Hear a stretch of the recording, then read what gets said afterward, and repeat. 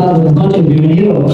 ¿Cómo están? Buenas noches. El gusto estar aquí y poder hablar de estos temas que son tan interesantes, importantes, especialmente en lugares como Cusco, donde tenemos una práctica habitual dentro de las relaciones comerciales, ¿no? El tema de la anticresis es particularmente fuerte en Cusco.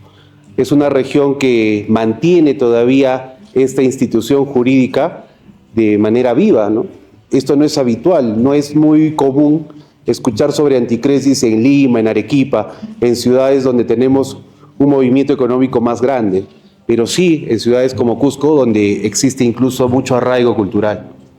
Doctor Julio, ¿y por qué cree que pasa eso? ¿No? ¿Por qué en el sur o en Cusco se ve más esta figura, ¿no?, de la anticresis y no en otras ciudades como Lima o el norte del país? Esto tiene que ver con temas históricos, con temas culturales, ¿no? Antiguamente, desde la época colonial inclusive, virreinal, tenemos justamente la anticresis que viene del derecho romano, viene justamente con el código francés y finalmente es acogido dentro del ordenamiento jurídico peruano. Entonces, inclusive, como les decía, en la época colonial existía ya esta figura. Algo también importante con el hecho de que culturalmente nosotros los peruanos estamos muy arraigados con la propiedad. Perder una propiedad es algo bastante fuerte, es algo bastante significativo y hace justamente de que existan figuras como, en este caso, el anticresis, ¿no? Esta figura que te da solamente la transferencia de una posesión, más no de la titularidad del inmueble. Entonces, eso hace que se pueda generar una situación favorable para el propietario. Bien, a ver, usa este, por favor. Creo que es por ahí. Okay. Ahí está el problema.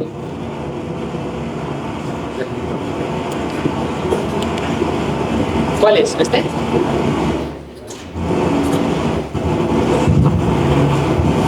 A ver, apaga la luz. Es ese. Perfecto. Hola. Sí, ya estamos. Sí. Dale, por favor. Bueno, continuando. Y además del tema cultural que mencionaba, es justamente el problema del acceso al crédito. Ahora vivimos un auge económico, ahora sí, ¿no? Serán desde más o menos el año de 1993 con la Constitución Política, que hay un cambio dentro del régimen económico y tenemos un crecimiento sostenido. Sabemos y estamos orgullosos del sistema financiero, de que existe una solidez del sol peruano, y eso justamente ha generado un acceso crediticio bastante grande. Pero si nos vamos un poco más atrás, eso no existía. No es que los 4 grandes bancos siempre han estado presentes en toda la sociedad cusqueña, o en general en todas las regiones del Perú. Y efectivamente, ¿qué cosa sucedía? Necesitabas crédito. Y la pregunta es, ¿cómo puedo acceder al crédito si yo no tengo al intermediario? ¿Qué tan difícil es confiar en Israel? Confiar de repente en la señora que está aquí al frente. Qué difícil es confiar.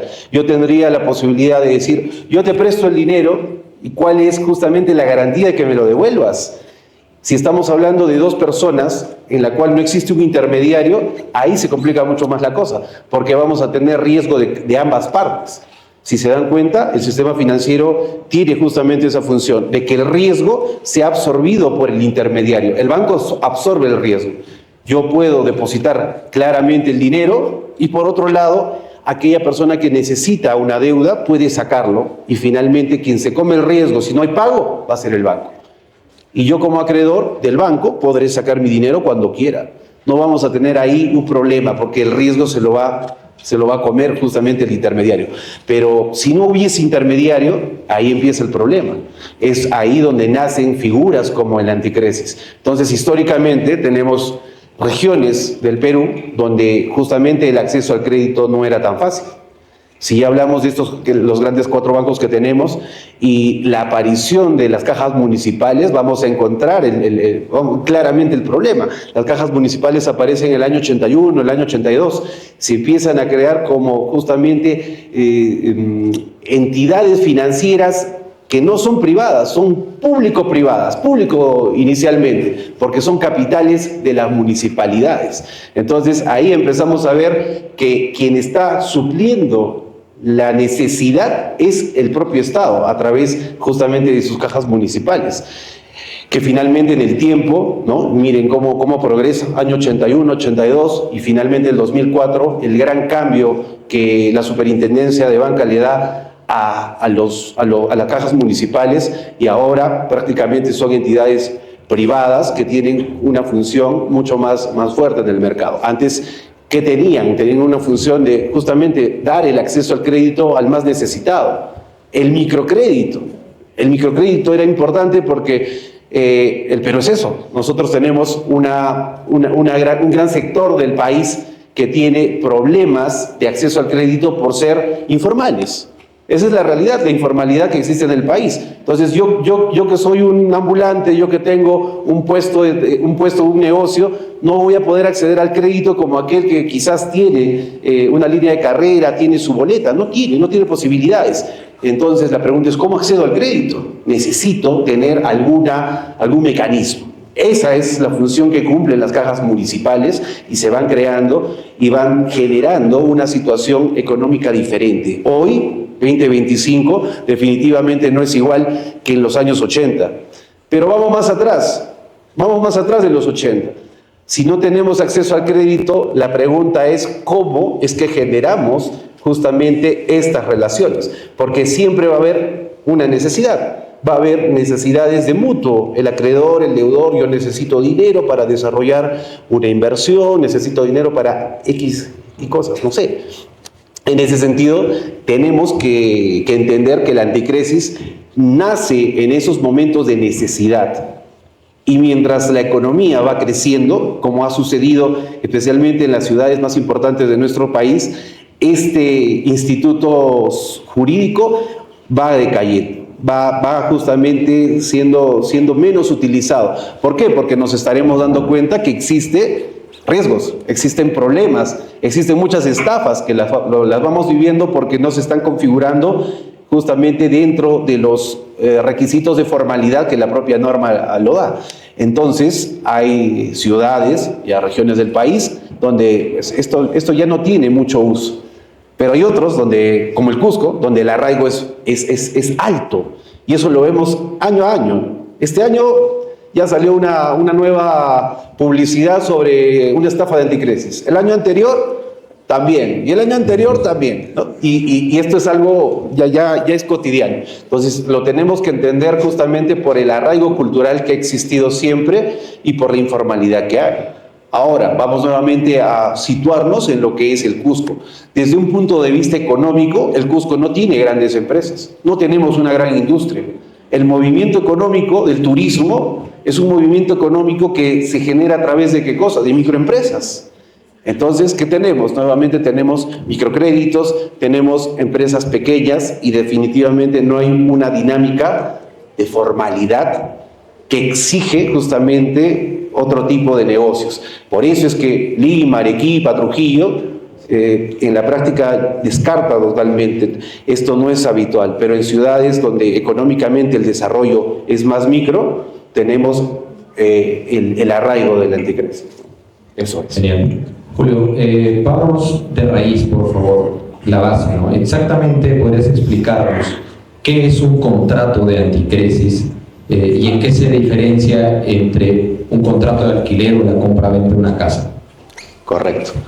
Lo primero, ¿no? ¿Qué es el anticresis? Es una garantía. Tenemos que partir del crédito. Nosotros debemos entender que existe siempre la necesidad entre justamente un acreedor y un deudor. El anticresis nace, como ya se los había mencionado, en el hecho de no tener un intermediario. Si no existe banco, imaginémonos que no existe banco y yo tengo la gran necesidad de un dinero. Y hay otra parte que tiene la gran necesidad justamente de vivienda, ¿no?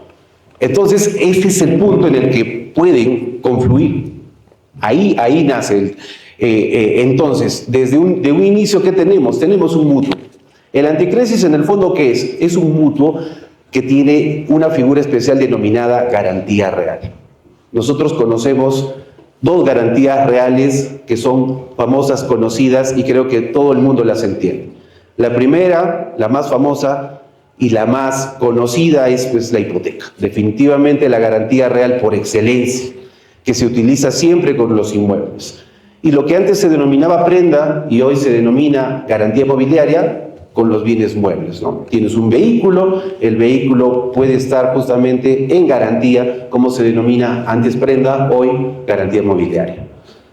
Eso es lo que normalmente se conoce, pero también existe esta tercera figura que es el anticresis. Viene a ser la tercera garantía real.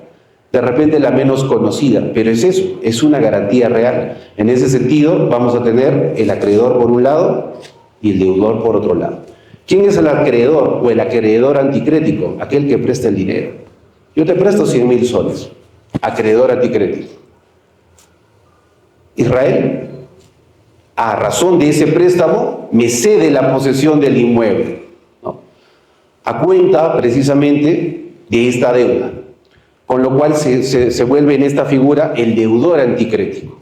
¿Y qué cosa tenemos de por medio? Tenemos justamente la garantía, pero no es una garantía real en la cual vamos a tener un gravamen directo a una partida, sino es un gravamen directo a la posesión, que es algo tan importante dentro de los derechos reales, ¿no? La posesión del bien. En este caso, el deudor es quien sale de la posesión, se lo entrega a la otra parte por cuenta de justamente la deuda. En ese sentido, lo que tenemos es, dentro del contrato de anticresis, una garantía real. El contrato de anticresis es una garantía real. ¿En qué se diferencia con el arrendamiento? Pues es simple verlo, ¿no? Por el arrendamiento tú tienes que pagar una merced conductiva mensual. En este caso no hay pago, hay deuda. Esa es la gran diferencia. Por un lado es deuda y por el otro lado es una merced conductiva, una renta mensual. Y finalmente la compraventa, ¿qué te da? Derecho de propiedad. Si yo te vendo mi casa, pues yo ¿qué te doy? Te doy el uso, el disfrute y la disposición. No voy a tener ningún derecho accesorio al momento en el cual exista ya el acto solemne de la compraventa. En cambio, en la anticresis, ¿qué tenemos? Solamente tenemos posesión, que vendría a ser finalmente el ejercicio de dos derechos: el ejercicio del uso o también el disfrute. Eso dependerá mucho del contrato. Yo puedo tener una anticresis en el cual solamente por una cláusula especial diga vas a tener derecho al uso. O podría haber una cláusula también especial que diga tienes derecho al uso y disfrute. ¿Qué es el disfrute? Percibir los frutos. Yo podría arrendar. Yo podría subarrendar. Anticretar otra vez. ¿Podría suceder? Sí, todo dependerá precisamente de las cláusulas en las cuales se genera este contrato. Entonces, pues, esa es la diferencia con un arrendamiento y con una compraventa. Excelente, Julio. Hemos visto también, bueno, ya entendemos los antecedentes del por qué se da este tipo de contratos de anticresis, pero también, como tú lo dices, ¿no? El contrato de anticresis, como la hipoteca, te da lo que es garantía. Pero, ¿por qué esta figura de la anticresis es tan propensa a poder generar estafas? Bueno, el tema está en la formalidad. Justamente ahí empieza el riesgo de este negocio.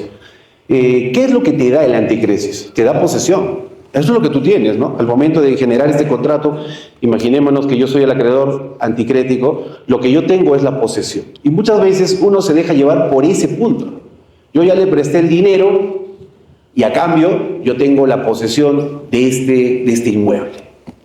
Entonces, aparentemente podría ser un negocio seguro. Y lo digo aparentemente porque precisamente acá tienes que cumplir una formalidad. Y nos vamos al Código Civil, ¿no? El Código Civil es bastante claro. Hay exactamente 3 artículos en el Código Civil sobre la anticresis, para que se vea cómo esta figura ha entrado en desuso en el tiempo, ¿no? Estamos hablando del Código Civil del año 84, y ya en ese momento teníamos, y tenemos hasta el momento, solamente 3 artículos dentro del Código Civil que se refiere precisamente a la anticresis. Y en este artículo importante para nosotros, el artículo 1092, habla sobre la formalidad. ¿Qué te dice? El anticresis tiene una formalidad, y la formalidad es la escritura pública. Ergo, si yo no hago escritura pública, no tengo anticresis. Eso es algo que se tiene que resaltar, es algo que tienes que saber. Si tú vas a estar dentro de un negocio justamente del anticresis, ¿qué tendrías que cumplir mínimamente? La formalidad de tener la inscripción en registro público, una escritura pública. Si no la tienes, este negocio tiene un vicio de nulidad. Eso no significa que no exista deuda, porque la deuda es la deuda. Yo te presté 100 y tú me debes 100. El mutuo está claro, pero si tú no cumples con esta formalidad, el anticresis finalmente puede ser declarado nulo. Vayamos al hecho. Israel, que confía en mí, inicia con este negocio, ¿no? Y como somos amigos, vamos a hacerlo por un contrato acá simple. Estamos acá, ya está. Así nomás es, ¿no? Lo hacemos. Tiene una casa de campo acá el señor, entonces yo quiero la casa de campo, yo le doy el dinero, ¿no? Entonces sucede el hecho. Doctor, una consultita, por favor. En el derecho civil, ¿no? Para poner sobre ese tema, ¿existe contrato privado?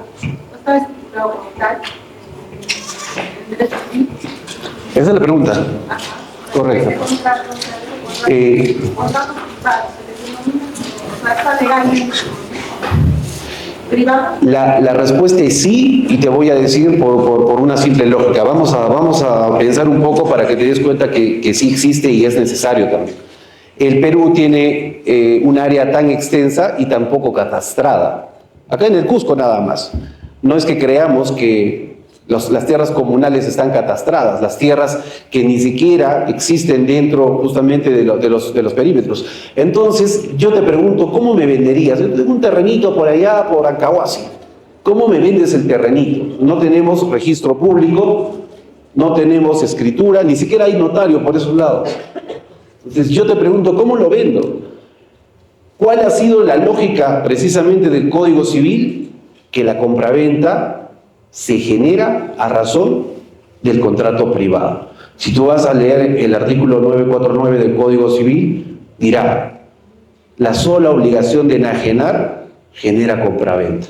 Entonces, para que yo te venda una casa, si yo tengo mi casa, a mí me basta hacer un documento privado.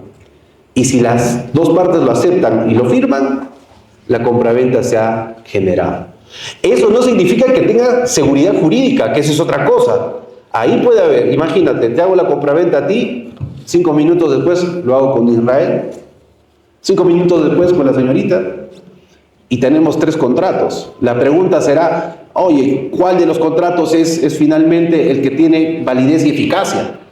Y ahí es donde sale lo demás, ¿no? Oye, si tú necesitas una situación jurídica con más seguridad, necesitas que justamente exista publicidad. Por eso existe la escritura pública, porque hay un tercero que va a dar fe del acto. Por eso existe el registro, que finalmente te va a dar esa buena fe registral que va a generar oponibilidad hacia los terceros.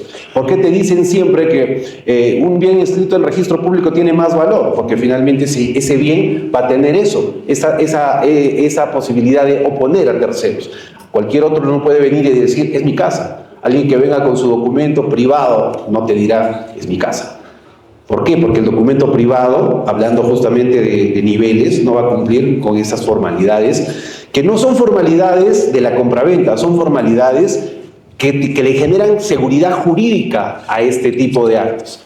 Entonces, la respuesta es sí, es posible. La compraventa se da a través de un instrumento privado. Y si nos vamos a poner un poco más exquisitos, seguramente a los que han vendido alguna vez un inmueble, tenemos tres momentos, ¿no? La minuta, con el abogado nada más, ¿no? Las partes y el abogado que van firmando un documento privado, minuta.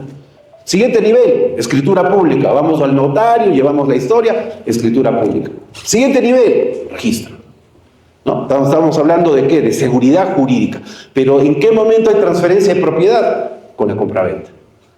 Justamente por lo que te comento, ¿no? Si tendríamos catastrado el Perú entero, no habría necesidad de generar estas figuras. Si todo estaría en registro, definitivamente la seguridad jurídica se daría en el acto final. Pero esa no es la realidad. Ni siquiera el 20% de todo el Perú está registrado.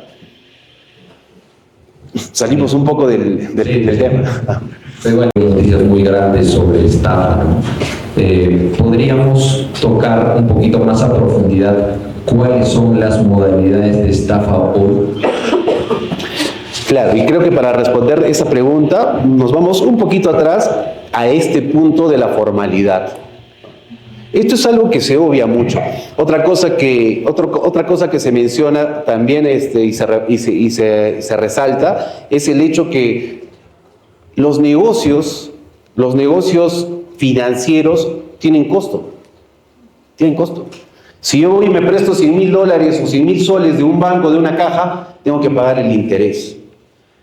Pero ¿qué pasa si me lo presta Israel y hacemos este juego del anticresis? Vamos a tener un menor costo de transacción, ¿no? Un costo financiero mucho menor. ¿Y qué es lo que nos importa? Muchas veces es eso, ¿no? Oye, yo prefiero el anticresis porque finalmente mi costo financiero es menor. En ese sentido, pues me voy por ese lado. Normalmente también se da cuando existen problemas. Y ese es el gran detalle. En el Cusco tenemos el gran problema no todos somos millonarios. ¿A cuánto cuesta tu casa? $3,000, $4,000, $5,000 el metro cuadrado. A ver, sanéalo, pues. Nos ha dejado mi papá. Son 2, son 3, son 4 propietarios. Hay que hacer la sucesión intestada. Costo. Hay que hacer la división y partición. Costo. Pero, como no tienes ese dinero, no lo haces. Y como sabemos que existen trámites bastante complejos, burocráticos, tenemos justamente problemas de cargas, el centro histórico ejemplo, ¿no? Patrimonio cultural, no puedes construir, no puedes hacer tal cosa, el parámetro te dice que el mínimo de un terreno o de una casa tiene que ser A, B o C. Entonces, ahí empezamos con un problema. ¿Y cuál es la respuesta al problema? ¿Qué hago? ¿No? Vamos a imaginar este ejemplo. Israel y yo somos hermanos. Nos dejan una casa en el centro del Cusco, 100 metros cuadrados. ¿A cuánto nos toca? 50-50. Sin embargo, está con una situación en la cual no podemos dividirla y tenemos que, ¿no? Yo arriendo las habitaciones de la derecha, Israel el de la izquierda. Ok. Pero mejoras no se pueden hacer. Y queremos independizar. ¿Se podrá partir? No se puede partir. ¿A nombre de quién está el inmueble? Está el nombre de la abuelita. Porque el papá no hizo nada. Y ya somos tercera generación y nadie hizo nada. Entonces, la figura es, ¿qué hago? Vamos a hacer un arrendamiento. No tengo documentos, no tengo papeles. ¿Cómo hago un arrendamiento? Porque ahora la formalidad que dice, y siempre es así, ¿no? O sea, ¿quién puede arrendar? Un propietario. Si yo no soy propietario. No, pero mi abuela y mi bisabuela. Sí, pero hablemos registralmente, hablemos en documentos. ¿Dónde está el documento que acredita tu derecho de propiedad? No hay. Pero soy poseedor. Qué bonito, eres poseedor, pero no tienes justamente ese derecho de propiedad. No tienes el saneamiento, no lo has hecho por los X y Y motivos que ya hemos conversado. Y en ese momento te pones a pensar, a ver, voy a hacer un anticresis.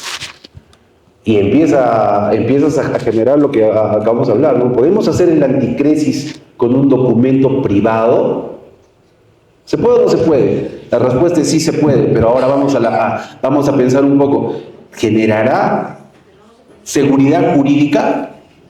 Ahí empieza el problema. Ahora vamos al Código Civil. El 1092, ¿qué dice? Formalidad. ¿Habrá vicio de nulidad si el anticresis no tiene escritura pública? Tú te vas a decir, no, este es un clásico. Yo siempre que voy por las notarías, estoy caminando en la notaría, escuchas ahí de chismosito, ¿no? Viene un señor y dice siempre al notario, el señor notario, mi mamá ha heredado de mi abuela, yo estoy en este momento en posesión y le estoy dando en anticresis este cuartito, ¿no? 20, 30 metros, ni siquiera lo ha medido. Entonces yo quiero que me haga la escritura pública. ¿Qué le diré al notario? Desgraciadamente yo no te puedo hacer escritura pública porque no existe documento que acredite tu derecho de propiedad. Entonces no se puede. ¿Cómo hacemos? Y empiezan justamente los intereses, la necesidad de una parte del dinero, la necesidad de la otra parte del inmueble, y finalmente dicen, hagámoslo por documento privado, ¿no? Si no, no funciona esto. La confianza, la buena fe. No va a pasar nada. ¿Qué te voy a engañar? Y ahí nace justamente todo. Esta situación que les acabo de contar es la situación cotidiana del cusqueño promedio. El saneamiento es bastante precario, no lo hace, ¿no? Es lo último que piensas cuando existe justamente el fallecimiento de un familiar, ¿no? Es lo último que piensas. Pero al momento de querer generar un negocio, al momento de querer generar este tipo de situaciones, te vas a ver con esta complejidad. ¿Y cuál es la respuesta? ¿No? Hay que aceptar también que somos pobres, pues. Porque si no, tendrías la posibilidad de hacer el saneamiento. El saneamiento me va a costar, no sé, 10.000, 20.000 soles. Y el tiempo será aproximadamente de 1 a 2 años, conociendo a nuestros municipios, a registro público, ¿no? Persignándote a ojo de buen cubero, 2 años. Ya está. ¿Y qué hago 2 años? ¿Me quedo con los brazos cruzados? Yo tengo que generar, no voy a dejar ese inmueble botado. Entonces voy justamente jugando con este anticresis interno y finalmente vamos a tener el problema, ¿no? Entonces, yendo a la respuesta de la pregunta, ¿no? ¿Dónde se genera el problema? Se genera el problema en que el bien normalmente no se encuentra saneado. Y es por eso que existe el primer rechazo, ¿no? Porque el que quiere ir por el camino correcto va a tener que pasar por notaría. Y la notaría va a ser el primer filtro. Te va a decir, oye, ¿tú quieres hacer un anticresis? Acredita propiedad. No, que me lo ha dejado mi abuelita, son 20 metros. No tienes propiedad, yo no puedo generarte un contrato de anticresis, porque no estás acreditando derecho de propiedad. Ok, ¿qué te queda? Date la media vuelta, vete a Papa del Castillo, busca un abogado por ahí y ya está. Vamos a firmar cualquier cosa que, bueno, ya está, tiene firma de abogado al menos, ¿no? Con máquina de escribir y ya está, ¿no? Y sucede, y eso sucede día a día. Entonces, ahí el punto. Esto no sucede porque exista a veces una desidia de las partes, sino es porque la situación legalmente es compleja. Entonces, ¿cuál es la respuesta inmediata? La respuesta inmediata es, yo tengo que generar. Y es así, porque el mercado es así. ¿No? Es como que no quieras abrir un puesto en el mercado porque te falta una licencia, y eso no pasa. ¿Han visto cómo anda el ambulante? Pues se las arregla y como sea, porque tiene que generar. Y va a pasar lo mismo con un bien. El bien tiene un uso, tiene que generarse.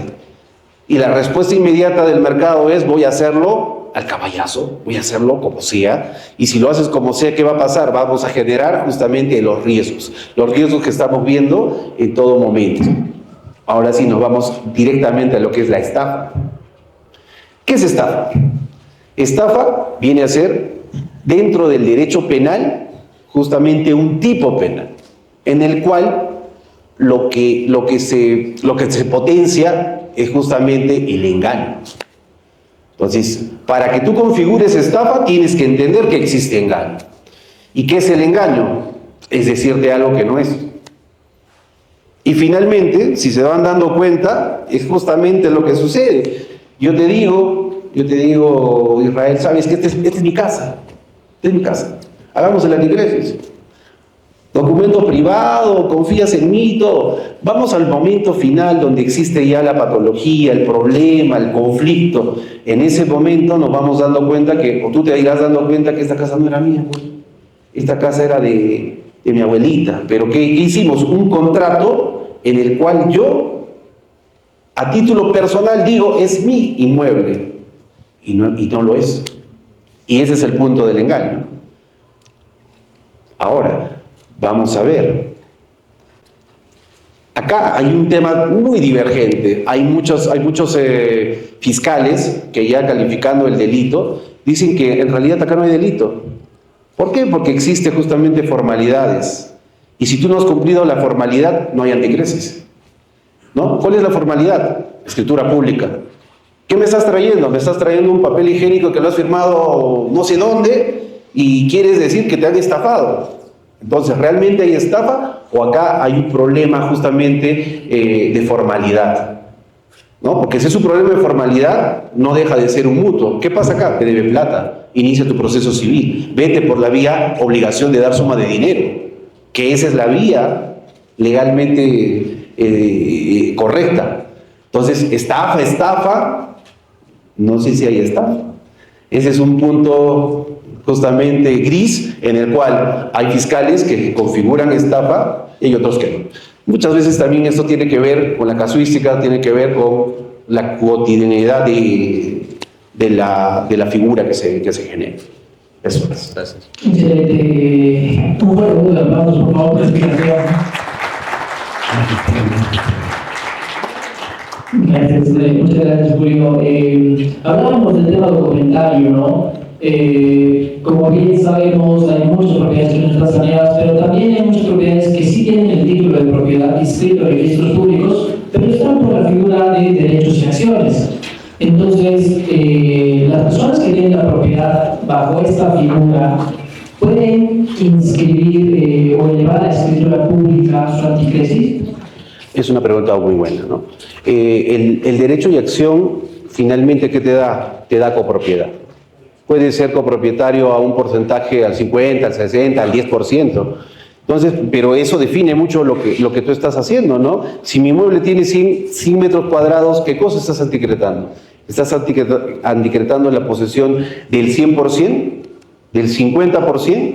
Eso se definirá precisamente en el contrato. Y sí, es posible a través justamente del contrato de anticresis anticretar un derecho y acción.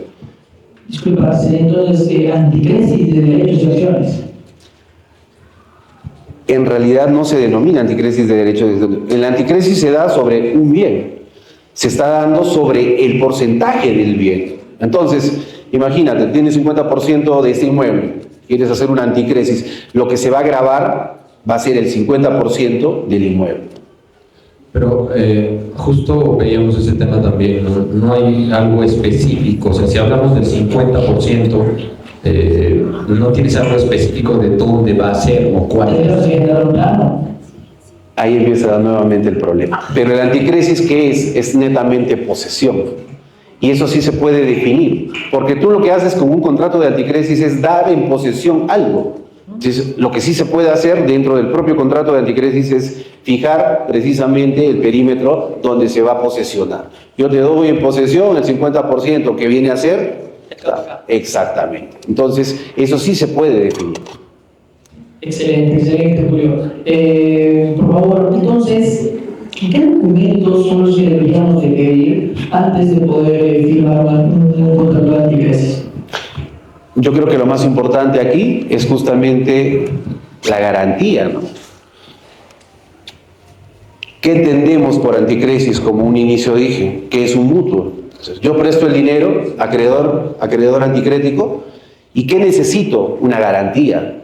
Y a mí no me basta la posesión solamente, no me basta la posesión. Yo tendría que acreditar que esa posesión es pues mediata. Para yo tener una posesión mediata, necesito que la persona que me da la posesión sea el titular. Entonces, ergo, ¿qué necesito? Necesito acreditar que si Israel me dice que este auditorio es de él, que precisamente lo sea. ¿Con qué documento? Podría ser ahí, como decía la señora, un documento privado que acredite propiedad, digamos más o menos seguro, una escritura pública, un poquito más seguro, o de repente el CRI del inmueble, donde tendré la total seguridad de que existe justamente derecho de propiedad. Entonces, para mí lo más importante ahí es justamente acreditar propiedad. Esto pasa mucho, ¿no? Hace unos días me pasó un tema muy gracioso, les voy a contar esto. Viene un chico y me dice, yo soy el heredero de fulano, de mengano y de no sé quién más. Y tengo mi casa en San Andrés. Y me ha dejado un cuartito, que yo lo arriendo. Es lo que yo, ¿no? Yo vivo de esto, ¿no? Y finalmente el derecho es mío. Y yo he hecho una anticresis. Privado, obviamente, porque no tiene papeles algunos, ¿no? Ha hecho su juego en privado, ya lo tiene. Y ahora que el señor está en posesión, está, ¿no?, trabajando en el inmueble, ha aparecido uno de mis familiares y le ha iniciado un proceso de desalojo.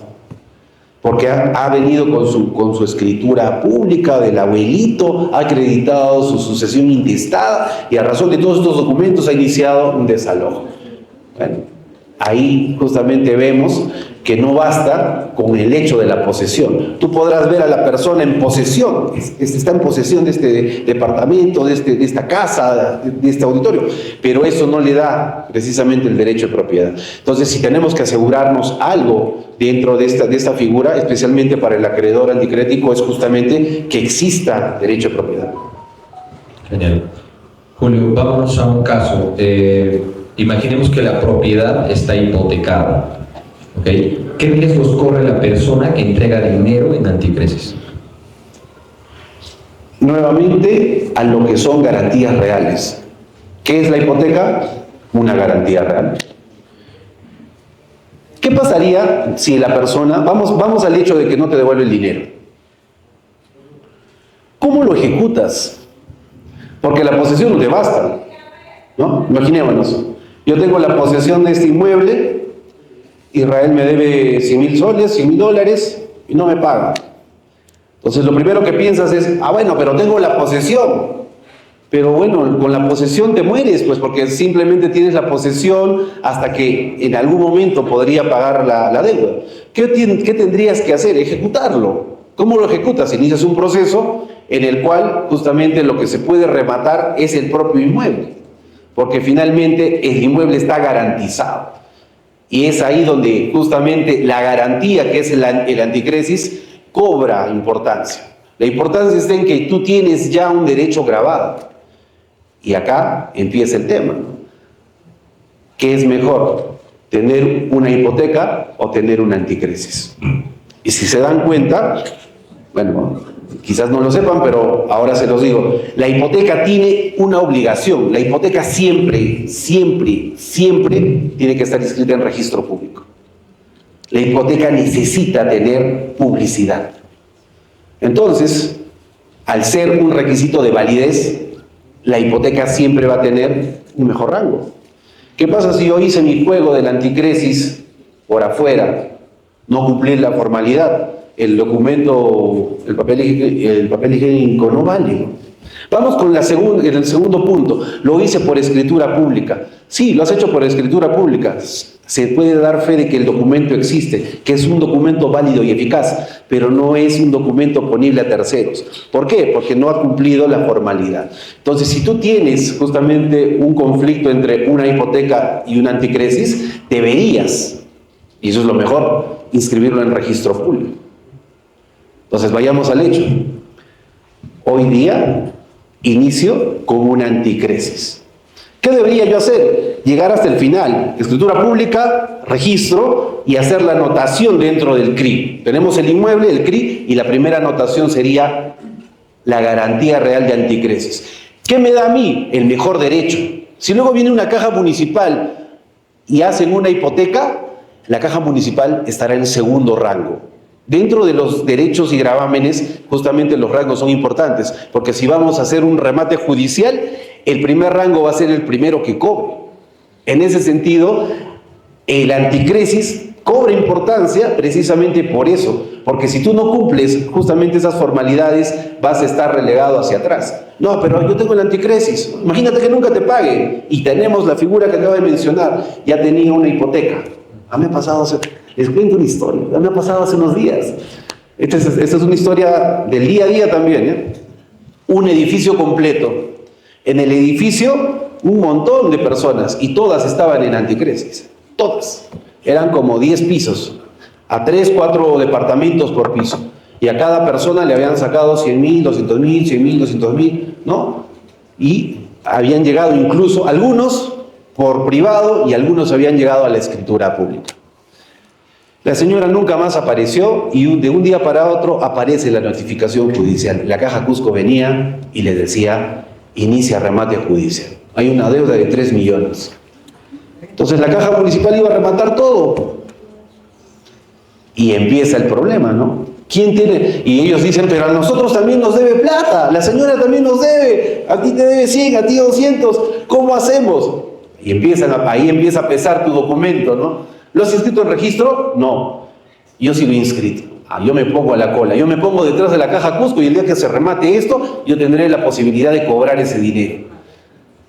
Esa es la posición importante de tener justamente un anticresis inscrito en registro. Si no, no vas a tener la posibilidad justamente de ponerte a la cola. Vas a tener justamente un tracto complejo al momento del cobro.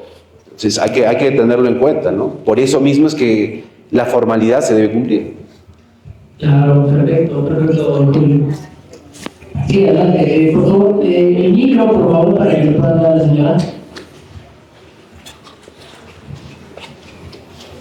Adelante, adelante. Sí, esa agua. Después de la pregunta, vamos a hablar de presupuesto. Si un bien está hipotecado, ¿puede dejarse en anticresis? Esa es la pregunta.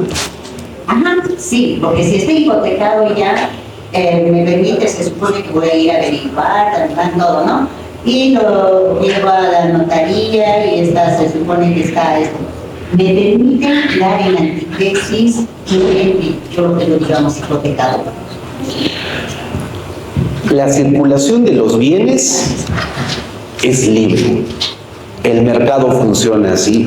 Los bienes tienen que circular. Si Israel viene y me dice, este es un inmueble mío y está hipotecado, te lo vendo, será mi decisión. Finalmente está mi cuenta y riesgo si yo compro ese inmueble con la hipoteca. Yo puedo comprarla. Israel podrá hacer un anticresis. Y yo, como acreedor anticrético, al ver la partida podré decir, bueno, hay una caja municipal o un banco adelante, pero yo me pongo atrás. Es nuevamente mi propia decisión. Entonces, ¿qué debo hacer? Siempre, efectivamente, hay que revisar los documentos para ver cuál es tu posición, en qué rango te encuentras. Y puede haber 2, 3, 10, como ya se ve claramente en las estafas. En este caso que yo les dije de este edificio, teníamos a la caja Cusco por 3 millones y atrás había como 25 anticresis. Dios mío. Iba a cubrir, yo no sé cómo acabará, esa es una historia apasionante en esta área. Claro, perfecto, vamos arriba por favor y luego con la señora. Doctor, buenas noches con todos. Doctor, yo tengo mi caso de anticresis. ¿Qué pasa? Que yo hice mi contrato de anticresis hace ya, por 2 años, perdón, de las cuales ya se cumplió el contrato. Y el dueño no me devuelve mi dinero. Y tengo el bien ya 15 años. ¿Puedo hacer la prescripción adquisitiva? Esa es mi pregunta, por favor. Qué pregunta tan interesante. Y la respuesta es no. ¿Por qué no? Porque tú no tienes una posesión precaria. Normalmente para tener el derecho de prescripción es que no exista nadie, es que no exista título. Pero tú tienes un título en este momento. Si te han hecho un anticresis, tú tienes un título de poseedor. Te han dado en posesión. Lo que tú deberías hacer para cobrar es iniciar tu proceso de cobranza. Obligación de dar suma de dinero. Págame. Y si no me pagas, remato el bien. Y si puedo y alcanza, me lo adjudico y me lo quedo. Ese es el procedimiento. No es, ya pasaron 15 años, podré. La respuesta es nunca podrás adquirir ese inmueble por prescripción. Excelente, por favor, la siguiente pregunta. ¿De quién va?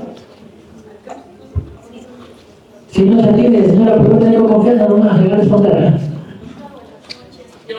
¿Sí? Ahí me pasa. Ahí me pasa. Buenas noches.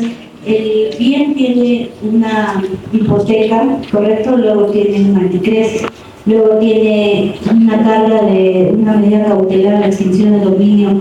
¿El banco lo puede ejecutar? ¿Quién está primero? El banco. El banco Pero tiene una extinción de dominio. extinción de dominio por lavado de activos. Sí. Por lavado de activos. Bueno, en este caso la extinción de dominio justamente le quita el derecho de propiedad a la otra parte y finalmente el banco no va a tener derecho de cobro. pero el banco indica de que por más que tiene la extinción de dominio, sí o sí lo va a ejecutar el bien.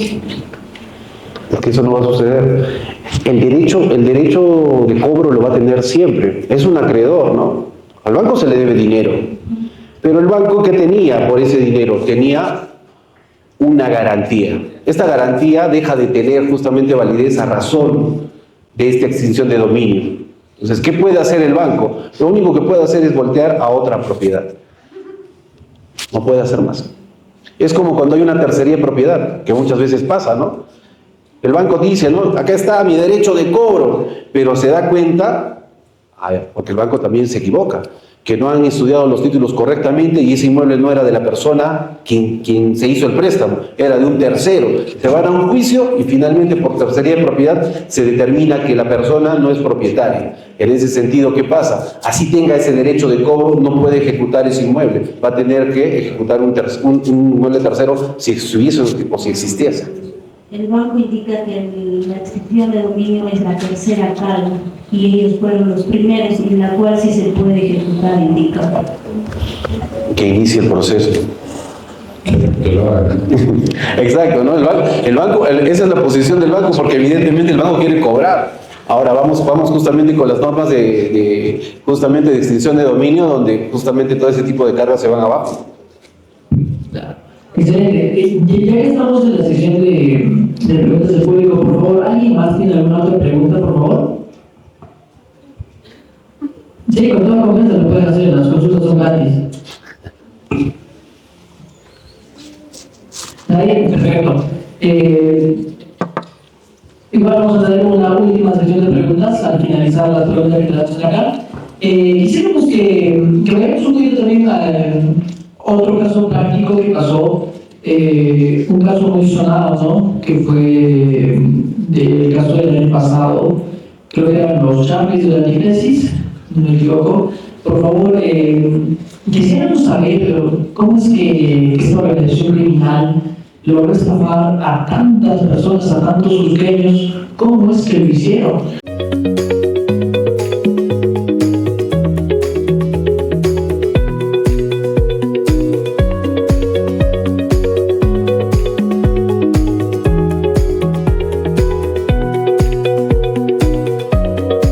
Porque precisamente los operadores del derecho han entrado a plasmar esto. ¿Qué se ha hecho? Se ha hecho una figura, una simulación completa.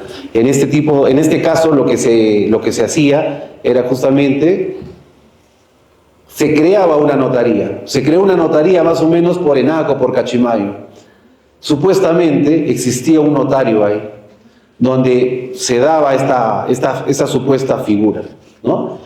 Y el inicio era siempre el arrendamiento. Es como que vamos a la organización criminal, imaginémonos que somos nosotros, ¿no? Entonces yo me voy para allá y arriendo un inmueble. Lo arriendo, ya estoy en posesión del inmueble y aparece Israel y yo le digo, Israel, te lo anticreto. Lleguemos a un monto, tanto, 100.000. Muy bien, hagamos el papeleo. No te preocupes que yo tengo mi abogado que nos puede apoyar y trabajamos ya con un notario de confianza, ¿no? En la confianza interna vamos con el abogado y acá está el notario. Listo.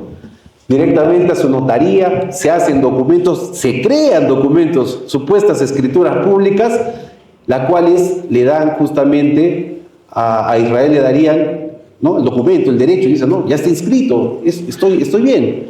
¿Y qué pasa meses después? No se paga el arrendamiento, aparece el propietario real y va contra la persona, ¿no? Oiga, señor, desalojo, a usted nunca lo he visto, con usted no he hecho ningún trato. La otra parte dice, pero yo tengo acá mi documento, yo he hecho una anticresis.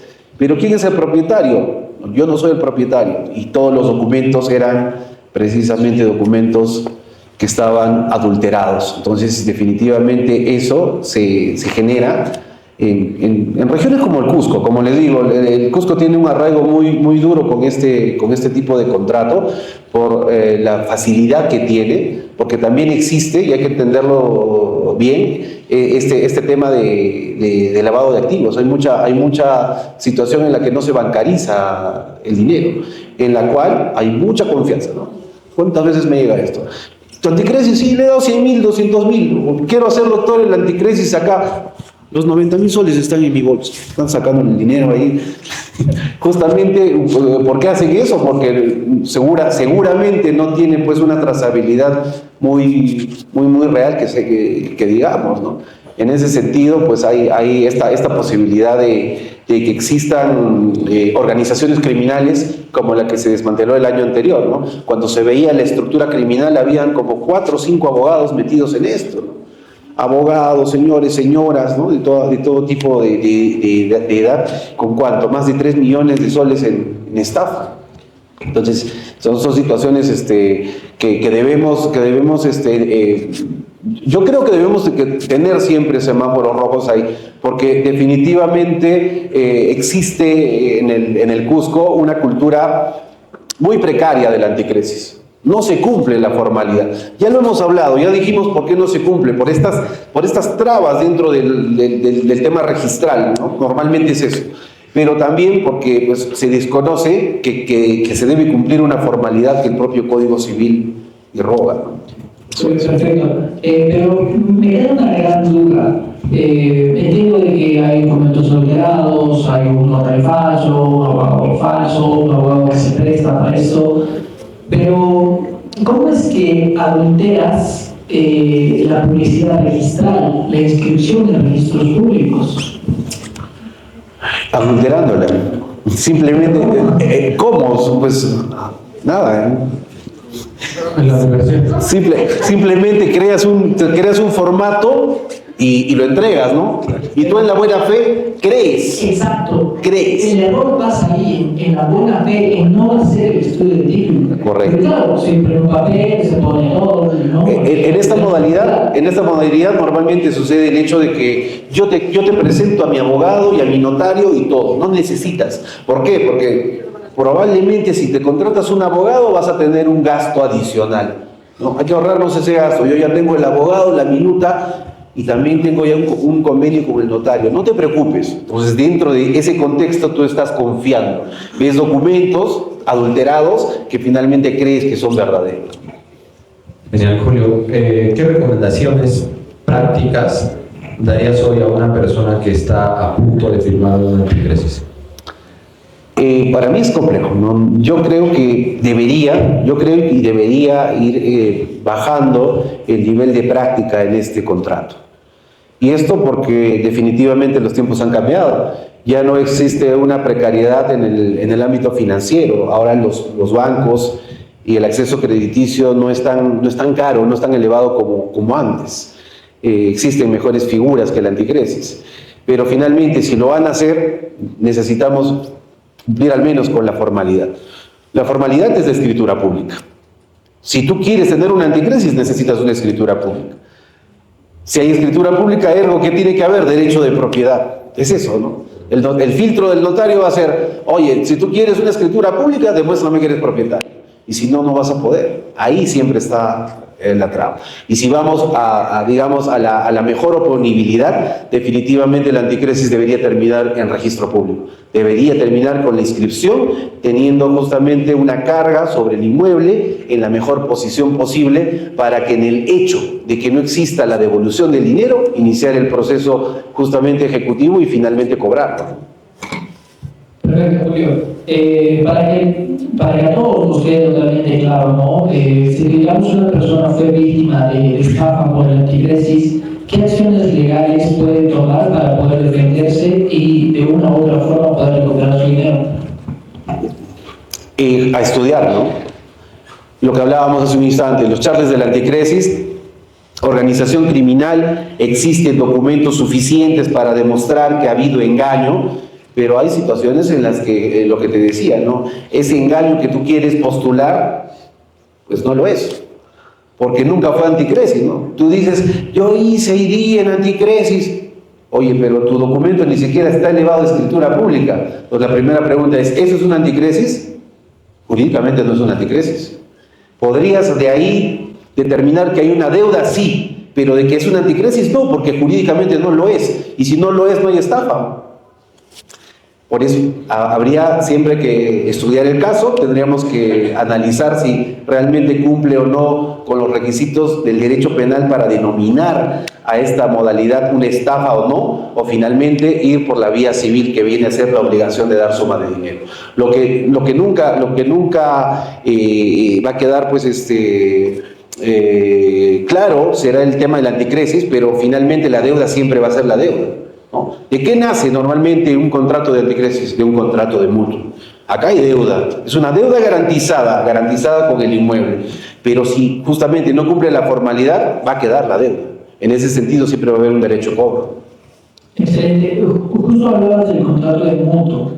Entiendo de que el contrato de mutuo hereditario te da pues justamente obligaciones, ¿no?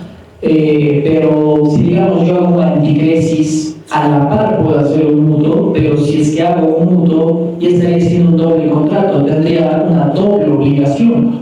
Y creo que ahí se confunde.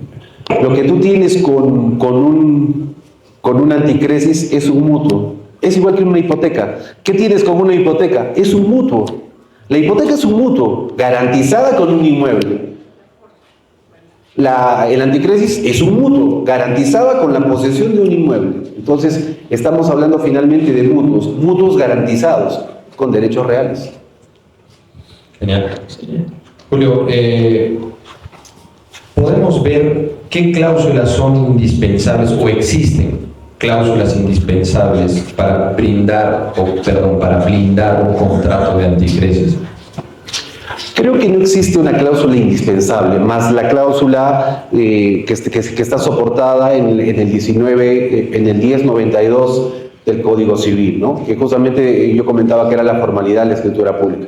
Por lo demás, es bastante justamente abierto. Lo que tú puedes generar con el contrato de anticresis son obligaciones. Y eso va a depender mucho de las necesidades de interés. Vamos con el tema, imagínense, del turismo, que es habitual también en nuestra ciudad. Si yo tengo un inmueble para turismo, ¿yo qué necesidad tendré? Voy a poner un Airbnb, voy a poner un hostel, no sé. Entonces, no me conviene que me diga que sea un uso habitación. Yo tendré que justamente configurar ese anticresis para que yo le pueda dar uso y disfrute al bien. Entonces, va a estar determinado mucho del interés que tú tienes dentro del inmueble, ¿no? Entonces, yo creo que eso no es que exista una cláusula específica, va a depender mucho del interés y necesidad de las partes. Esos son contratos que se van, como dicen, se van confeccionando uno a uno de acuerdo al interés y necesidad. Excelente, Julio. Nosotros hemos acabado nuestras preguntas. Por favor, ¿alguien más tiene alguna otra duda, consulta? Es el momento para que lo puedan hacer. Aprovechen porque es gratuito. Por dos. Nadie, todo está totalmente claro, el tema ha sido totalmente absuelto, ha quedado totalmente claro. Sí, creo que no. Hay una pregunta.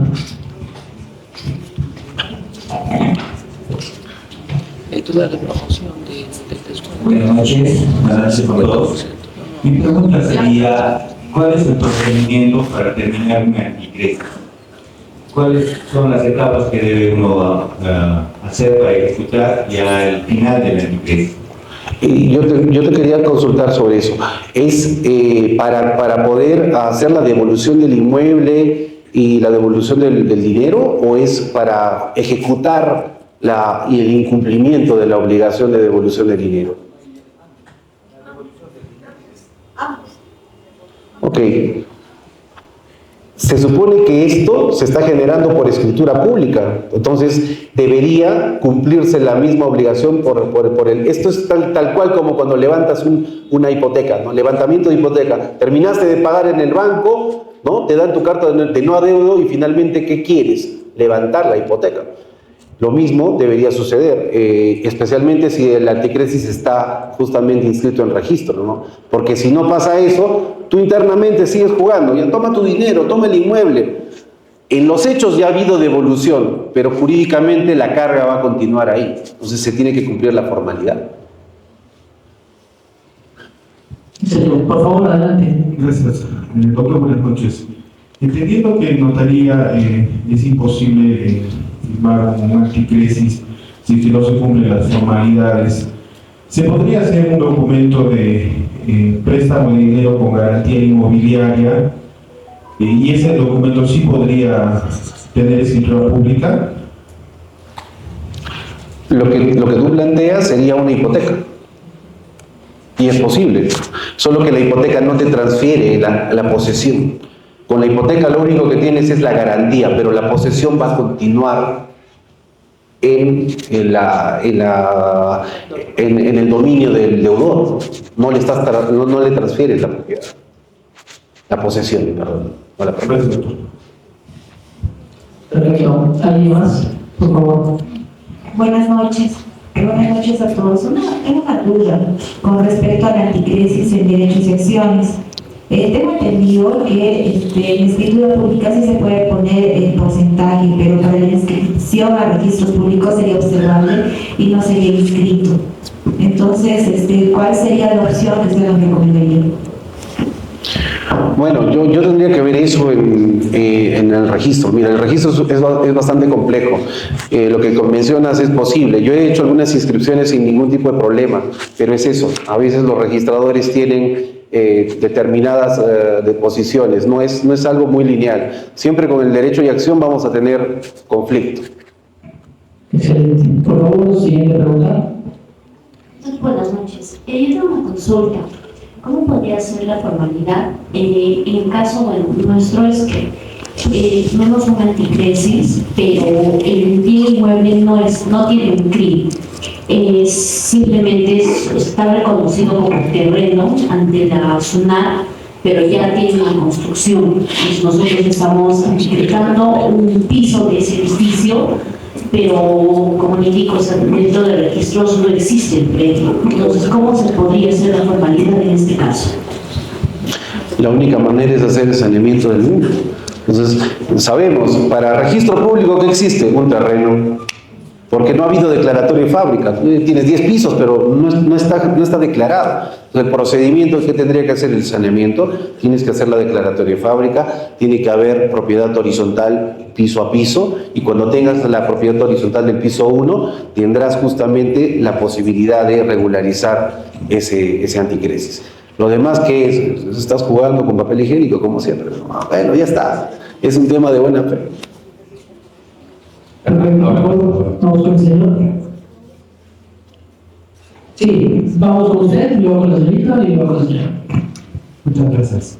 Mi pregunta es, como acreedor anticrético, una vez que finaliza el contrato de anticresis, ¿cómo yo procedo para que más adelante yo pueda, digamos, hipotecar ese bien? ¿Se podría, yo como acreedor anticrético, o no es posible eso? Tú no tienes derecho a propiedad, tú tienes un derecho de cobro. ¿Cuál es tu derecho? La devolución del dinero. Se cumple el plazo y tú ¿qué quieres? Tus 100.000 soles. ¿Tú quieres eso? Tú lo que puedes hacer es intimar al pago, córsale la carta notarial, inicia el procedimiento de cobro. Si es que no te paga, tendrás que iniciar un proceso civil de obligación de dar suma de dinero. Continúas en la posesión, pero finalmente tú inicias el proceso porque tú ¿qué cosa tienes? Un derecho de cobro. Pero sobre el inmueble y la hipoteca y demás tú no puedes hacer nada, porque ese no es un derecho tuyo, es el derecho del deudor. Excelente, gracias. Vamos por favor con la señorita al otro lado. Se cree mucho eso, ¿no? Yo tengo un amigo que tiene ese problema. Igual anticretado, no le devuelven el dinero hace 20 años y él cree que puede ejecutar el predio. Tiene que iniciar un proceso ejecutivo, pues tiene que hacer el remate judicial, pero es un proceso de obligación de dar suma de dinero que va justamente en un tiempo bastante prolongado. Si no hay forma de devolución, tendría que hacerlo para poder adjudicarse el bien, porque lo único que tiene es posesión. Nadie te dice mañana que mira cómo el dinero tiene un valor en el tiempo. No es lo mismo los 100.000 soles de hoy día a los 100.000 soles en 20 años. De repente en 20 años esos 100.000 soles no son nada, y en 20 años vienen, te lanzan tus 100.000 soles y te botan a patadas. Y ya está. Y te dicen ahora es Bitcoin. Claro, y ya está. Por favor, adelante. Buenas noches, doctor. Mi consulta es, en caso que solo se haya hecho el tema del anticrético vía notariado, no se llegó al tema de registros. Entonces, para hacer la evolución de ese anticrético, solo se tenía el notariado, o sea, el levantamiento notariado, o también se tiene que volver a hacer todo el trámite de anticrédito? ¿La posición de quién tienes? ¿Del acreedor o del deudor? No, del acreedor. ¿El que presta el dinero o el dueño de la casa? El que presta el dinero. Ok, a ver, si es el que presta el dinero, tú tienes que asegurarte, mira esto, de que exista un acta de devolución. Nadie te dice que mañana te inicien un proceso de usurpación, porque ya no tienes ningún derecho de justamente posesión sobre el bien. Y de mala fe podrían decirte, oye, tú sigues en posesión, podrían iniciar un proceso. ¿Qué tendrías que hacer para cerrar este tema? Ya me devolviste el dinero, ahora dame un acta, fírmame el acta de entrega del inmueble, que el inmueble ha sido entregado en las mismas condiciones. Nadie te dice tampoco que en algún momento diga, acá hay vicios ocultos, yo te entregué este inmueble de esta forma y después de los 2 o 3 años tiene problemas que son justamente de tu obligación y me tienes que resarcir, ¿no? Ha habido daños, ¿cómo te liberas de eso?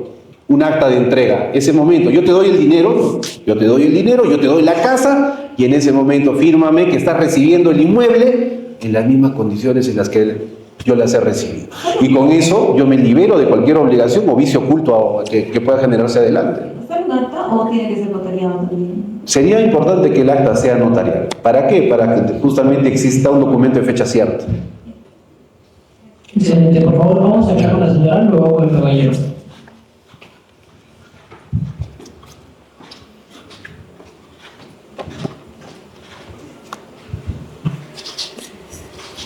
Buenas noches con todos. Mi pregunta se va a referir específicamente a el caso de nosotros como estudiantes de la especialización como agentes inmobiliarios de equipo. Se nos está dando las normas legales para nosotros desempeñarnos. Dentro de esto tenemos sanciones, faltas como agentes. Y mi pregunta en sí es, ¿qué consecuencias, riesgos nos puede traer a nosotros como agentes inmobiliarios si tenemos una captación de un inmueble para anticretado y no se nos presentan todas las documentaciones? En este caso podríamos decir, no, pero en muchos casos pues las personas, los clientes insisten de que va a ser factible, de que tenemos las posibilidades de hacerlo y a largo plazo pueda generar una situación irregular a nosotros como agentes. ¿Qué consecuencias, qué riesgos podríamos tener en el ámbito jurídico? Ahí simplemente es una situación compleja. Yo te cuento una cosa. Lo que tú estás prestando como agente inmobiliario, ¿qué es? Es un servicio. ¿Ok? ¿No? Entonces, imaginémonos que yo sea tu cliente. Yo creo en ti, ¿no? Vamos a jugar. Tú me estás presentando a la otra parte que nunca la conocí. Haces justamente la intermediación inmobiliaria. Vamos a la firma y finalmente se descubre que las cosas estaban mal. ¿Qué podría hacer yo? Yo he llegado justamente a la confianza a razón tuya. Tú me has prestado un servicio, pero ese servicio no fue idóneo. Yo podría denunciarte a Indecopi. A ti como agencia inmobiliaria o a ti como agente de manera personal. Entonces, ese sí siempre va a ser un riesgo, no solamente en el anticrisis, sino en cualquier servicio que se preste. Ahora ya está sucediendo. Antes era mucho más leve, pero yo te digo, el consumidor poco a poco ha empezado a despertar. Los derechos del consumidor son cada vez más fuertes. La denuncia en Indecopi no es cara, son 36 soles, lo único que tiene que pagar. No es como en el Poder Judicial que tienes que litigar y cada vez que hay una notificación pagas y pagas. Ni siquiera necesitas abogado. Entonces cualquier persona puede irse a Indecopi, se queja, saca 36 soles, pone la tasa de la denuncia y vamos para adelante. Y nos montamos un proceso de los buenos. Claro, pero tomando en cuenta que, por ejemplo, el contrato de anticretado es un acuerdo de voluntades entre las partes propietarias que va a tomar el que va a invertir pues, en ese inmueble. Nosotros quedamos allí comprometidos si no vemos con esa visión de futuro que pueda tener un problema. Si, por ejemplo, yo veo que no está saneado o que tiene alguna circunstancia que pueda generar problemas, pues entonces descartar, tomar ese inmueble y hacerlo de la manera más ¿Cómo la puede? Bueno, justamente por eso es que tienes que tener un grado un poco mayor de especialización, y también te recomendaría tener un contrato justamente de servicio que pueda detallar cuáles son los límites de tus obligaciones, hasta dónde puedes llegar, para poder tener alguna protección dentro de un potencial proceso. Muchas gracias. Excelente, por favor, vamos con la siguiente pregunta. Mientras tanto, justamente el servicio de la gente, ¿no? Como el doctor lo decía, finalmente está brindando un servicio, ¿no? Y la cosa es que el servicio se brinde bien, porque se supone que el agente inmobiliario es el especialista, es el que sabe, entonces es el que asesora. Entonces, sí, es tarea de todos los agentes inmobiliarios poder informarnos, ¿no? Poder capacitarnos y estar, o sea, como los expertos inmobiliarios que el cliente quisiera contratarnos. Perdón, acotando a lo que dice Israel, justo veíamos ese tema con los agentes inmobiliarios. Creo que necesitamos profesionalizar ya ese punto. O sea, si un tercero que es propietario no sabe justamente estos temas, contrata los servicios de la gente para evitar ese tipo de inconvenientes, ¿no? Entonces ahí prima mucho el tema profesional. Y yo sí concuerdo que si hay algo que no va a estar a la par, creo que podríamos ganarnos muchos problemas legales, ¿no? Siguiente, por favor. Doctor, buenas noches. En el supuesto caso que dijo la señora que está al costado, ya se ha cumplido el anticrético. Y ella preguntaba, no sé quién me preguntaba, ¿cómo se va a hacer el proceso para poder cobrar, hacer el cobro de ese anticrético? Cuando ya pasó el tiempo, ya se ha cumplido. Entonces, en el hipotético caso que ya se ha cumplido, ¿es factible para iniciar el proceso, iniciar con una medida cautelar de una transformación de embargo para que pueda, digamos, asegurarse ese cobro? Porque toda vez que el dueño podría vender el inmueble sin ningún problema. ¿Es factible esa figura? Es factible la figura, pero no es necesaria. Yo te lo digo, ¿por qué? Porque se supone que has inscrito tu anticresis en registro, ¿no? Pero en el caso de un contrato privado. Ok, si estamos hablando de un contrato privado, es como que no exista el anticresis. Lo único que tienes es una obligación de dar suma de dinero. Tú me debes 100.000 soles. ¿Cómo yo me cobro? Tendré que buscar algún inmueble que esté inscrito a su nombre y ahí poder embargar el inmueble. Entonces, no hay que tomarlo como si fuese una situación sui generis. Es una obligación de dar suma de dinero, como cualquiera. Hay que entender que el contrato de anticresis que no está bajo escritura pública no tiene justamente esa función. Por más que en el documento diga anticresis, no lo es un mutuo simple. Perfecto. Siguiente, por favor. Doctor, acotando la pregunta que hace aquí el señor, también si sería el caso, digamos, ¿no? Si se llega solamente a la notaría, a una minuta, ¿sería factible o no también? Y si es que más adelante tal vez se ejecute el cobro, ¿se podría hacer el cobro con interés por los años que tal vez han pasado, que no ha devuelto el dueño? ¿Es factible o no es factible? Yo creo que no se podría, se debería. Es que justamente va a depender mucho de ese contrato que han hecho. Porque sabemos eso, pues el contrato que lo hacen en privado lo hacen pues, no sé, a veces abogados, a veces no abogados, a veces tienen cláusulas como la que dices, porque yo me acuerdo hace poco, me dice una señora idéntica, ¿no? Me dice, yo quiero los intereses. Yo le digo, pero como no has pactado absolutamente nada, se va a aplicar el interés legal. Aplíquese el interés legal. Muy bien, en 10 años tu interés legal es como 2 soles. Apliquemos el interés legal. Imagínate. Entonces, finalmente ahí te das cuenta cuán importante es justamente configurar un contrato con todas esas cláusulas que te generen esa seguridad. Porque finalmente al momento, como siempre, ¿no? En el momento del matrimonio, flores y sapos cantores. A ver, divórciate. Ahí está el problema, porque justamente tú no has preveído esas cosas. Y cuando tú tienes un contrato mal hecho, el momento del conflicto va a ser complicado para las partes, especialmente para justamente las partes donde no se han generado las formalidades necesarias. Pero ni por más que sean por daños y perjuicios, digamos, por el tiempo que ha pasado. Eso es otra cosa. Ir al daño y perjuicio como pretensión en el ámbito civil tiene otra configuración, otros requisitos, ¿no? Tienes que cumplir otras cosas. Es materia de otro curso, en realidad. No. Sí, puede ser, el tema de responsabilidad civil.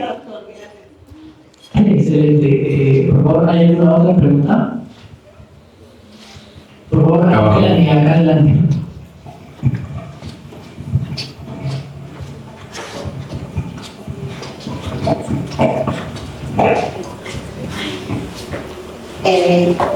Yo tengo entendido que estos contratos de anticresis se debe de realizar en forma notarial. Y cuando se realiza en forma notarial, el notario pide que el bien esté inscrito en registros públicos y si hablamos de departamentos, estos deben de estar independizados. En este caso, entonces, no habría esa forma de decir que está en derechos y acciones, porque cuando es en derechos y acciones, la propiedad es de varias personas, ¿no? Entonces, bajo ese entender, sería siempre recomendable hacerlo ante un buen notario que exija los documentos necesarios para de esa manera también protegerse y elevarlo a registros públicos. Yo tengo entendido eso, ¿no? Y si fueran derechos y acciones, tendrían que firmar todas las personas, ¿no? Si me vas a dar el 100%, tendrían que firmar todas las personas, ¿no? Si fuera porcentaje, tendría que ser independizado. El porcentaje tendría que ser a quien le corresponde el porcentaje. Imagínense, 33.3 a cada uno. Si yo le voy a otorgar mi perímetro por 33.3, el negocio es entre nosotros. Si vamos a entregar el 100%, los tres tendremos que firmar. Claro que sí. Si no está inscrito, están todos en uno. Exactamente. Por eso que la formalidad es compleja, como le digo. Ya en el tracto sucesivo, ¿no? ¿De quién es? Es de tu tatarabuelo, pero tú estás en posesión y crees que tienes derecho de propiedad, cuando finalmente no lo tienes.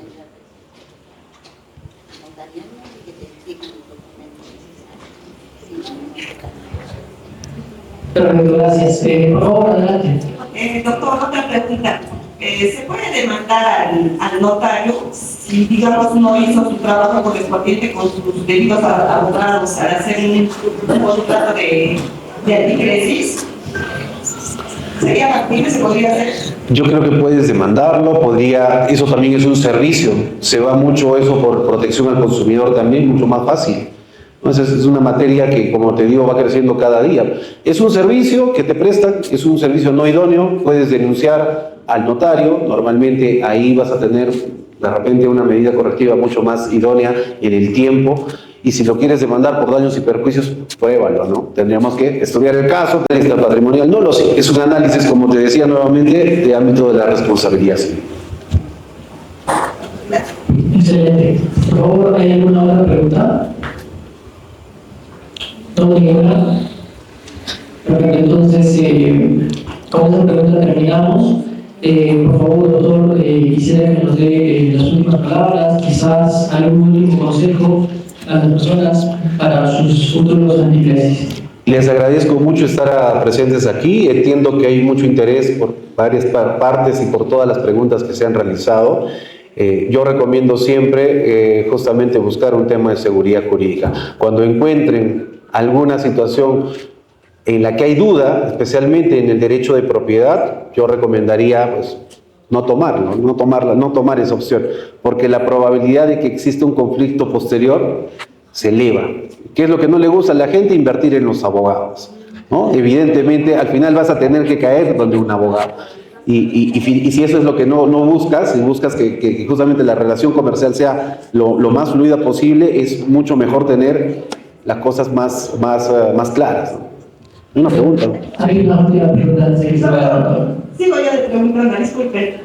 Doctor, justamente en el tema que acaba de decir usted, hay colegas suyos, valgan las verdades, que no se identifican como lo que debe ser. Por ejemplo, yo he buscado asesoría de un abogado que justamente sepa de ese tema, y la gran mayoría de sus colegas dicen, sí, yo sé ese tema, yo sé. Entonces, no sabemos cómo reconocer al experto, ¿no?, en esos temas. Entonces, ¿qué nos sugiere usted para decir que sí, efectivamente es el abogado correcto? Qué complicado. complicado, pero es que tú sacas la espada del augurio. Bola mágica. No, exacto, es una bola mágica. Yo no sé, es más. Yo sí voy a poder responder eso. Bien, de repente tú tienes una forma de verlo. Sí, claro, mira, justo para eso nace la Cámara Inmobiliaria, ¿ok? Nosotros estamos tratando de asociar a abogados especialistas o especialistas, ingenieros, arquitectos, etcétera, que vayan a casos determinados específicos, ¿ok? Entonces, lo que sí te sugeriría es que quizá puedas venir a oficina. Nosotros tenemos convenios, como es con el doctor también, y bueno, tenemos ahí varios profesionales que pueden ayudarte a lo que, no solo a usted, sino a todos, a lo que ustedes necesiten. Y para ello también quiero aprovechar, por favor, doctor, no sé si podría indicarnos el nombre del estudio, la dirección y los números de teléfono, por favor. Bien, claro. El estudio que yo dirijo se llama Estudio Loaiza Abogados. Estamos 10 años en el mercado. Nuestra especialidad es protección al consumidor, propiedad intelectual y competencia desleal, como ya lo habíamos manifestado. Pero definitivamente en el derecho a empresa, el área inmobiliaria es el área más importante, ¿no? Derecho de propiedad es algo tan importante en todo el desarrollo económico, que es una materia que nosotros la tenemos también como especialidad. Desarrollamos esto en Manuel Prado. Nuestra oficina queda en Girón Pisac B18, Urbanización Manuel Prado. Número de contacto 987-197828, o búsquenme en las redes sociales como Julio Loaiza, probablemente encuentren algo más de mí. Por favor, ¿puedes repetir el número? Veo que está... Número 987-197828. Ahora, igual pueden comunicarse, por favor, con el doctor. Al ser él también, bueno, tenemos convenio con la Cámara Inmobiliaria. Primero agradecerle también por tomarse el tiempo de estar acá. Todos ustedes tienen un pequeño descuento al tomar los servicios del doctor, así es que pueden aprovechar ese convenio que tenemos también. Excelente, les agradecemos por su visita. También comentarles que el próximo sábado 13 de septiembre tenemos otro podcast, nos volveremos a ver, esta vez con un especialista en otro tema muy controversial, que son los remates judiciales. Muchas gracias y por favor un fuerte otro aplauso. Muchas gracias.